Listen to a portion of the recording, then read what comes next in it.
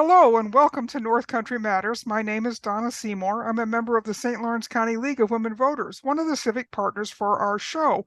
My guest today is Dr. Tom Langen, a professor of biology at Clarkson University, who's going to talk to us about the impacts of road salt on the environment and some alternatives. Tom recently made a presentation to the Canton Sustainability Committee, so we've asked him to come on the show to talk about his work.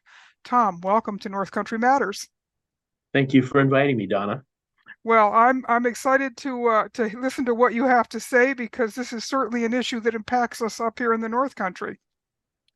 So let's start by asking you to tell us a little bit about yourself, your academic background, and how you got interested in the use of road salt.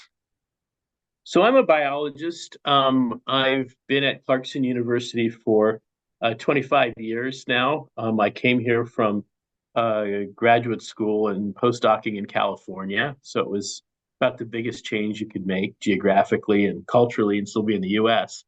And, started working up here on amphibians. So I got interested in amphibians and roads and the area of road ecology. So in about the year 2000, a book was written called Road Ecology, kind of coining the term, which is the study of the environmental impacts of roads. At that time, there were just a few ecologists and landscape architects and others who were interested in that, but since it's grown a lot. So I began by looking at the environmental impacts of amphibians and on amphibians and reptiles. And coincidentally, about 2 years into that work, the New York State Department of Transportation put out a call for research on road salt in the Adirondacks. And they're particularly concerned about the impacts of road salt on the Cascade Lakes, which are along Route 73 between Keene and Lake Placid. There was endangered fish there, and there had been a dieback of paper birch. And so people had, expressed concerns about the death of trees and associated with road salt. So we started a road salt project looking at both the environmental impacts of road salt on the forests and the lakes in those stretches of roads, but also what kinds of alternatives that could be used to mitigate those impacts. You know, I've driven that stretch between Lake Placid and Keene, and I've driven it in the wintertime, and can be a pretty scary piece of road if it is not well maintained, that's for sure. So, Tom, tell us a little bit about the history of salt and sand use in road management. This has been standard for a long time, hasn't it? It has. So probably sand has been used since vehicles have been using paved roads. Road salt use really started to increase in the late 1940s when it was, found to be useful for anti-icing. And the amount that's used has continued to increase. One of the things that is concerning about sodium chloride, rock salt or road salt, is that it's one of the few things that we contaminate the environment with that the actual use has increased. We haven't reduced our use. In fact, it continues to increase at a good rate.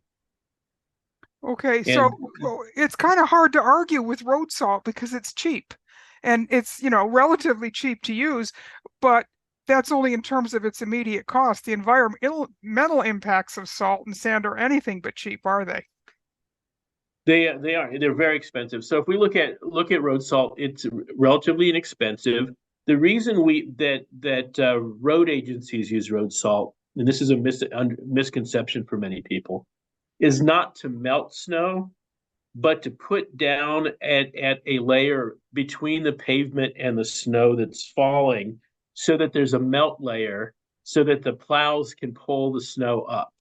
So you'll often hear people complain, why are they putting salt onto the road? It's not even snowing yet.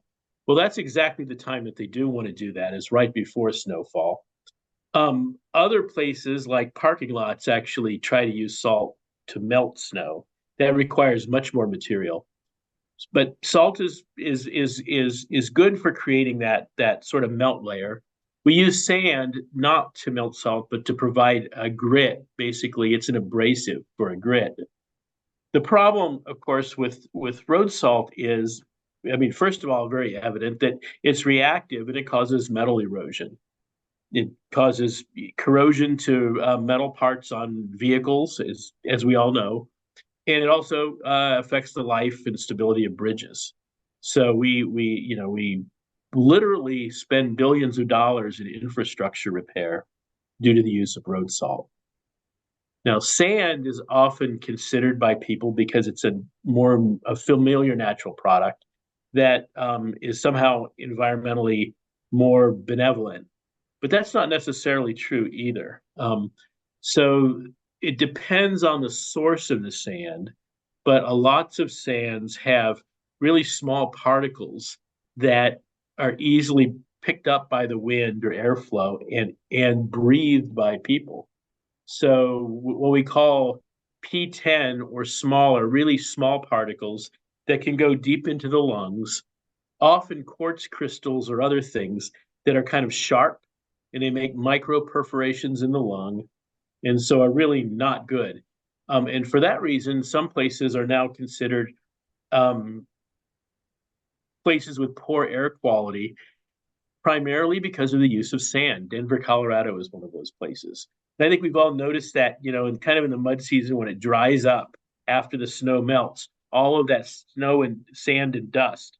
Well, that sand and dust is unpleasant, but it can also be um, poor for your health. And there's often other substances in that sand as well that may not be healthy. Yeah, I certainly noticed that right outside my own house because when the wind blows up the street, you can see the clouds in the spring. So I know exactly what you're talking about. So as you mentioned, in 2020, Governor Cuomo signed a measure that would create a pilot program for alternatives to road salt in the Adirondack region that was supposed to run through this year, 2024. Environmental conservation organizations were really happy about that because they wanted to improve the waterways in the park, which includes 11,000 lakes and ponds and more than 30,000 miles of rivers, streams, and brooks within the area. So, what were some of the alternatives that they've been looking at to road salt in the Adirondacks? Because that's kind of a pilot project for the rest of us, isn't it? It is. And there's a couple we think about it, there's a couple of different like classes of solutions. And the first is alternative chemical deicers or anti-icers, I should say. So while rock salt is ubiquitous and inexpensive, there's other things like magnesium chloride, which is usually in a liquid form, has been used. It was actually tried at the Cascade Lakes and found to be a little bit too slick. While it melted things, it also caused a slick layer, which wasn't desirable. And turns out magnesium chloride has some of its own environmental problems. Um, there's other things like sodium acetate that is or calcium acetate that works well, but is extremely expensive. There's lots of newer products. Many of them are sugar based, like sugar beet based, that can work. But again, many of these uh, potential solutions are very expensive. It's not clear that we could get enough supply to work on the the scale of our roadways. And most of them have their own issues. Many of these, the sugar beet forms, for example, are probably benevolent away from waterways, but in waterways, they can be a source of nutrients and they can potentially cause algal blooms. So there's the chemical deicers, of which there's alternatives, but most of them are probably not practical on the scale of you could use them locally where you have a really severe environmental concern, but using them as a general solution seem to be off the table at the moment. The other is to use things more efficiently or to alter driving in ways that we could use the less products. So one that is being done now, and probably what we'll see in 20 years will be the standard, is going to using brine. So it's still sodium chloride, but it's liquefying it and using it so it's a fine spray. And when you do that, you use a lot less material. It's just much more efficient. When you go behind a salt truck and you see the salt bouncing up into the trees and in the soil, and then the vehicles drive by and they bounce off the road, that's not very efficient. We all know, everyone knows that. So using brine, while it has problems, and the splash from the brine can burn vegetation alongside the road, you end up using a lot less material. Um, uh, Transportation agencies that can afford it, so usually state transportation agencies, are putting in sensors in the road decking, the asphalt, and putting weather stations along roads so they can time the use of their material to the times when it will be most effective. Sometimes the pavement is so too cold for salt to be effective. We can put it down, but it's not going to do the job. So there's no use in using that material when it's that cold. These sensors allow operators to know when it's going to be okay and when it's not. And the weather stations allow them to know when, within a road network, where do they need to focus and where they can ignore. So those are all ways that are being done, at least at state levels, to reduce material. Other things include, getting drivers to use better tires that make it safer in the winter. Being concerned about driver behavior. One of the challenges is, and when I talk to people who work in transportation agencies, is anything that's directed at drivers and driver behavior, it doesn't work very well. And while in principle doing things like lowering the speed limit or things like that makes sense, it's hard. One of the things that we proposed that was rejected was requiring chains at higher elevations in the Adirondacks, which is a standard in Western mountains and Western. If you're in California or Colorado, when you get into the snow belt above a particular elevation, you're expected to wear chains or put chains on your tires. What we're told is that that's culturally unacceptable in New York. So some solutions, because public is unwilling, are not being explored, but they could potentially work. Now, You there's know, more. I was Go just ahead. say, I remember my dad talking about using tire chains in the winter. He lived in the Adirondacks at a fairly high elevation, and the only way they could get down to town or back up to home was to use Mhm. chains in the wintertime. And you're right, it was absolutely the standard in winter, and nobody questioned it. Yeah. Now, there's kind of future solutions that we're just not there yet, like having conductive concrete where you can actually run through a charge and you can heat up concrete so that you get that melt layer through an energy intensive method. There's other ways in which you can heat road decking. Probably first a solution to work on bridges and maybe sidewalks. To do it on the scale of our road network, we're nowhere near that. So there's lots of engineers, including colleagues of mine at Clarkson, who are looking at that, and in the future that might work. But right now, it's really very limited where you can use those solutions. And of course, we've all been driving in the wintertime, and you'll see the sign that says bridge freezes before roadway to warn people that the bridge is likely to Yes. be much more icy. Yep. And certainly in the United States, scientists are increasingly worried about rising levels of salt in freshwater wetlands, Mhm. rivers, and lakes, even in bigger bodies of water. And the way it works is when salt washes into the rivers and lakes, it creates a heavy brine layer that impedes the regular mixing of oxygen, stifling fish and other aquatic life. So that really is, it's invisible to us going down the road, but all this is sort of happening uh, under the surface and is really creating a lot of ecological damage, isn't it? Yeah, it's a real concern, and so we can, environmental scientists who've been monitoring water quality on lakes and rivers have been finding that, the chloride levels, and road salt is sodium chloride, so we usually measure the chloride. They've been increasing since the 1970s and 80s, and they continue to increase.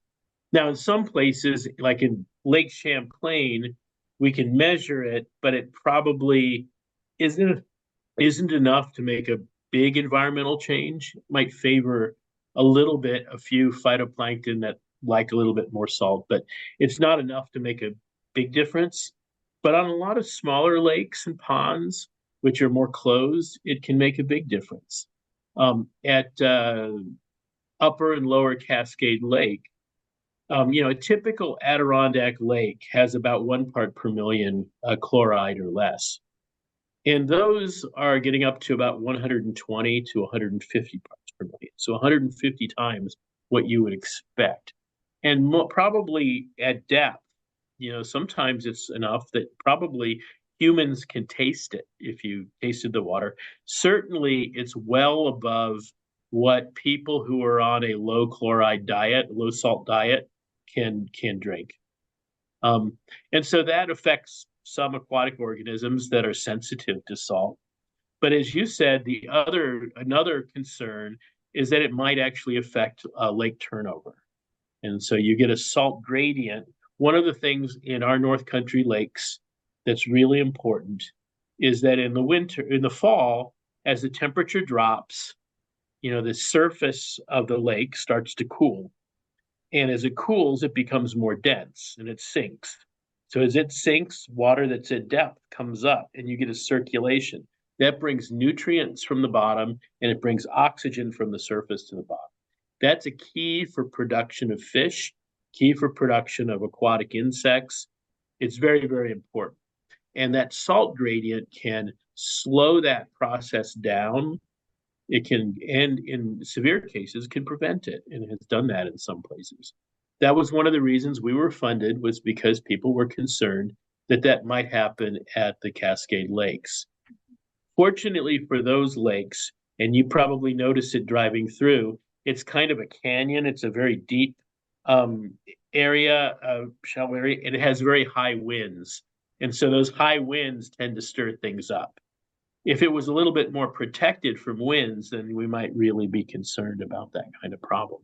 But in other places, we're kind of seeing that might be the case.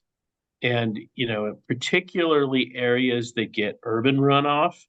And so, and not, I mean, obviously, when we say urban, you're thinking Burlington and Albany and Syracuse.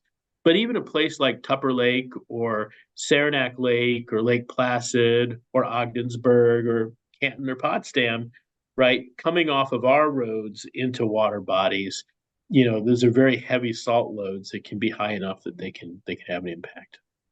So one of the things we've seen in the last few years, Tom, is the beginning to see salt storage buildings that go up on DOT sites and at Mm-hmm. county and town highway depots. So why is proper salt storage important? Not only about worrying about what goes onto the roads, but we need to keep this stuff contained before we use it, don't we? Absolutely. Some of the most notorious negative environmental impacts of road salt is from improper storage. And basically what happens is that when you have a salt pile, like the traditional outdoor salt pile down on dirt, or compacted ground, whenever there's a rain event, that salt melts, that brine runs off, and it sinks down into the soil. Some of it goes across the surface into the nearby streams. A lot of it percolates into the soil. So first of all, it's expensive. You can lose as much as 20% of the salt in your salt pile if you have a heavy rain event. So that's a cost, but the serious long-term problem is that salty brine percolates through the soil and into the groundwater. And once it's in the groundwater, it moves with that groundwater and you get a salt plume. That salt plume eventually hits people's wells, or it discharges in streams and lakes. So Vermontville, New York, and a few other communities in northern New York, people who are in kind of the downstream flow of groundwater have had their wells ruined. They can no longer use well water and have to use bottled water because of the amount of salt in their wells. And you can't easily mitigate that. Once it's there, it takes a long time. Even if you stop, you remove all the salt on the surface, it'll be a long time before you recover the fresh water that you would like to have in your groundwater. So that's a real severe and long-term problem, and it's a common one where salt is uh, stored improperly. So some areas in the province of Ontario, for example, it's the law that all salt has to be under a cement or sealed floor and with a dome or covering. New York State Highways has also implemented that and is converting to put all of its salt and sand undercover as it should. But we have to keep in mind that that federal highways and state highways are only their departments of transportation are only two of the departments of transportation that cover roads. We also have county and town and municipality roads. And so there's not a law in New York State that requires that municipalities, government agencies, or private owners have salt undercover. Um, there are incentives for transportation agencies to convert to build salt barns, but it's not required. And so we still have the problem in many communities where salt is outdoors, it's on bare ground, and so forth. And that's Tom, to me excuse me a always a second. tipping point. You Yep, had mentioned before about the problems around parking lots, which are not sealed, but they can be very heavily salted. So yep. how does parking lot become a problem, which is different from an open salt pile on ground? It's a sealed surface. So what's the difference there? Okay, so parking lots are a real problem. We don't have a good grasp on how much salt is being used on parking lots, at least not in the North Country. But what we do know is that people who manage parking lots, they tend to use salt to try to melt snow and ice. So they use a lot more of the material. What we know is that per square meter, there's much more salt used than say on a nearby neighboring road. Now, this parking lot itself is sealed, but that water goes somewhere, right? All of that melt water. So it either goes into a storm drain and discharges out into a river, or it drains into whatever the nearest drainage is. Often, if it's a large parking lot, like you might see for example, we see on Route 11 for Walmart, they actually have created a settlement pond for that runoff. So there's areas that are intended to take that and keep it from going into more natural waterways. And that's actually a good practice. If it has to go somewhere, that's where you want it to go. But A question, Tom. Those ponds that we see, they're actually sealed at the bottom so that nothing can percolate down into the soil, or you don't know about that? that's the problem. I mean, there should be a clay layer that reduces that, and that's why it can hold water. But it's how sealed it is. That's another question. Okay. So that's a question worth asking. It's also a question worth asking whenever you have so-called snow dumps. So snow dumps are wherever Hmm. municipalities or businesses that are clearing snow, where they pile that snow up. Those areas tend to be real point sources for contaminants, not just from road salt and the sand, but also vehicles, hydrocarbons, oil, gas, linings leak, and those are toxic, and also metals. So metals from wear from tires and from mechanical wear and corrosion, so that you get a lot of metals and hydrocarbons and then salt in those snow dumps. And if a snow dump is melting and discharging directly into a local waterway, that's not good either. Right. I can see where that would be the case. I'd tell you a quick story. When my husband was a young boy, the Potsdam Lions Club decided to create a fishing site at Parkhurst Brook, which is just outside of Potsdam here on Route 56. There was a DOT parking area there, so they thought it would be the perfect place for people to pull off the road and kids could fish. But it was less than 5 years when the winter salt piles actually contaminated the brook and the fishing was gone. And it was just one of those things that no one had any idea in those days what the environmental consequences of salt at that location would be. So clearly we know better now, and so do towns and counties know that they need to protect the watersheds in their area, but still find a way to keep the roads safe. So what are your recommendations for towns and counties in the North Country where road roads have to be protected for the safety of our drivers? Right. Well, I think the first thing is making sure that all operators are knowledgeable. So people who drive salt trucks and people who manage them and people who manage parking lots and others, uh, informing them about what are the best practices for reducing the amount of material you use and use it most effectively. The New York State DOT actually runs a snow school, usually down in Ithaca at Cornell University, where they try, they train operators on how to use material appropriately and effectively. And so one way is to use it more efficiently by reducing the amount, and that's by having information, knowing how to do it. I think the conversion to brine is something that we'll be seeing going from the state down into counties and towns. It's it costs a little bit, but in the long term, it saves money. It's actually a plus because you're using less material. So over the lifetime, you save money as an agency. Certainly, salt piles. Any place that has open salt piles right now, that should be that should be converted to a salt barn with a sealed floor.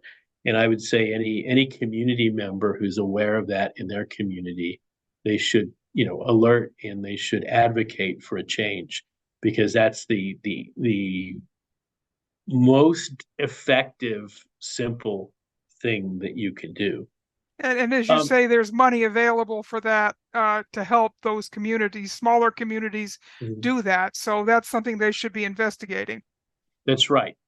And I think overall we should be thinking about and thinking about all of us as drivers about driving in ways in which it's safer in the winter so that aggressive salting and aggressive road management doesn't have to be the standard. It is not true in New York that there's a bare pavement policy. However, the New York State DOT, if you ask them, their priorities, their number one priority is safety, and their number two priority is service. Environment is up there, but it's like three or four, five. And they have to try to make sure to minimize accidents, which is the right thing to do. But to do that, they have to sometimes be very, very aggressive because people are aggressive in driving. If we all have proper tires, if we all can accept that sometimes there is going to be, snowy and icy patches and drive in ways that we're aware of that, then, we can all be part of that solution. So, Tom, as we wrap up here, I just want to get your thoughts on one last thing. There's a lot of talk these days about the rights of nature. I just did a show regarding that with the St. Mhm. Lawrence River.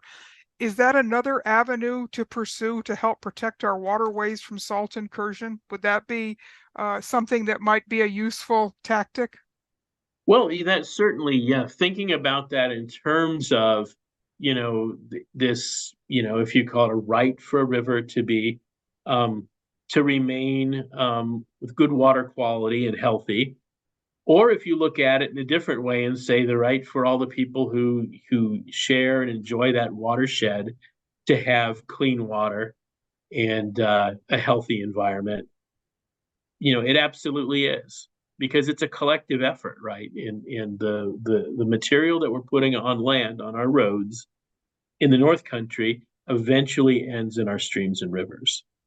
And so thinking about it in that way, I think it's positive. It's a positive way to think about how you know, that we need to find a solution because it doesn't simply go away when it washes off the road, but it remains with us and with our rivers and streams that we all acknowledge, whether we acknowledge the rights of rivers or not, we all acknowledge that, one of the key assets, the key benefits of our area, the key reasons why we all live here is because of clean water and because of the streams, lakes, ponds, and rivers that we have. Yep, you're exactly right about that. Well, Tom, I want to thank you for coming in today to talk about this. There's a lot to think about when we talk about this, and there are no, of course, easy solutions. There Yeah. never are. But as we talk about these things and as we work together to find them, hopefully we can find that perfect balance between road safety and environmental safety. So I very much appreciate your time today. These conversations are a production of North Country Matters. This show is a civic collaboration between the League of Women Voters of St. Lawrence County and the Potsdam Public Library. Until next time, remember, our North Country matters.